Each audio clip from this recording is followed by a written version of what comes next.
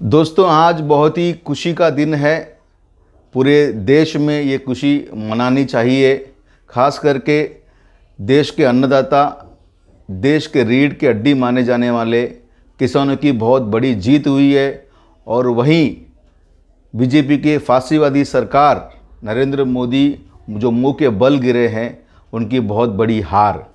जी हाँ दोस्तों, आज गुरु नानक जयंती के मौके पर नरेंद्र मोदी सरकार ने जो 3 काले कानून लाए थे किसानों का, उसको वापस करने का निर्णय लिया है।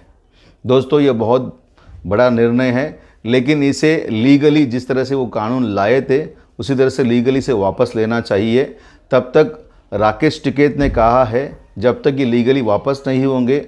और उन्होंने और एक गुगली फेंक दी है। उन्होंने कहा कि एमएसपी पर जब तक बात नहीं होगी तो जब तक किसान यहाँ से वापस नहीं लौटेगा। दोस्तों, हमें बेहद खुशी है कि हमने बोलना ज़रूरी है इस कार्यक्रम द्वारा किसान मोर्चे के ऊपर वीडियोस बनाए। हमने अपने तरफ से एक छोटी सी कोशिश की कि किसान की तकलीफ़ क्या है और ये तीनों कानून वापस क्यों लेनी चाहिए।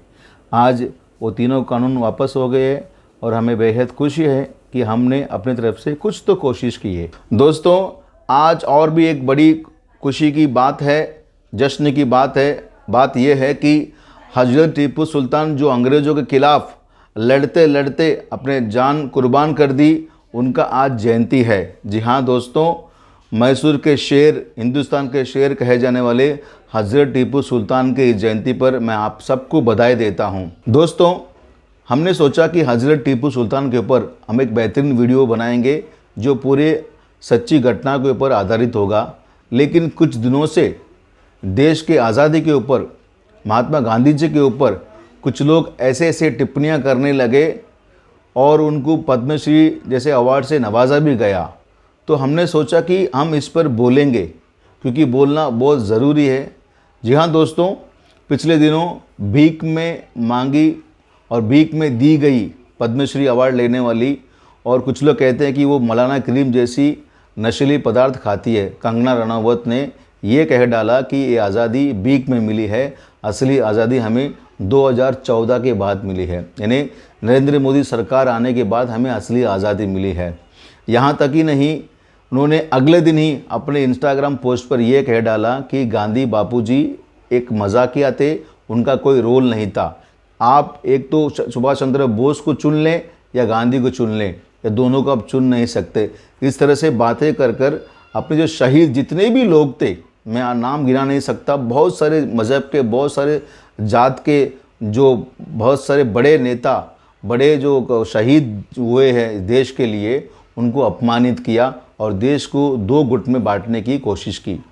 दोस्तों, ये हमेशा ऐसे ही बात करते आई है। इससे एक लाइन ऑफ टॉकिंग है, जिस लाइन ऑफ एक लाइन पकड़ कर चलती है जो बीजेपी को बहुत सूट होता है। और इसलिए बीजेपी इनके इतने बड़े बड़े गलत स्टेटमेंट पर भी, देश को अपमानित करने वाले स्टेटमेंट पर भी बीजेपी ने कोई प्रतिक्रिया नहीं की।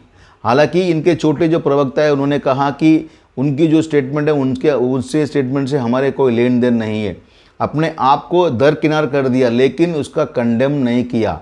कंडेम करना ज़रूरी था क्योंकि बीजेपी हमेशा अपने आप को देशभक्त नंबर 1 कहती है। लेकिन जब कंगना रनावत जैसी छोटी सी ओची जो एक्ट्रेस इस तरह की बातें करती है, तो उसके खिलाफ ना अमित शाह कुछ कहते हैं, ना राजनाथ सिंह कुछ कहते हैं, ना प्राइम मिनिस्टर मोदी खुद कहते हैं। क्योंकि ये कंगना रनावत वही एक्ट्रेस है जो कुछ सालों से ही इस तरह से बातें करती आई है और उसको जनता के खर्चे से Y+ सिक्योरिटी दिया गया है कि हमने हमारा पैसा इसलिए दिया है कि वो देश को बांटने के काम करें, देश को बांटने की बात करें, और सरकार में बैठे हुए लोग जो अपने आप को देशभक्त कहते हैं, इसके खिलाफ कुछ ना बोलें। किस तरह से इस देश में हिस्ट्री को तोड़ मरोड़ कर पेश किया जा रहा है, किस तरह से देश के शहीदों को अलग अलग किया जा रहा है, किस तरह से आपको एक फॉल्स नरेटिव, फॉल्स चीज़ें, गलत चीज़ें जो है आपके दिमाग में डाली जा रही है।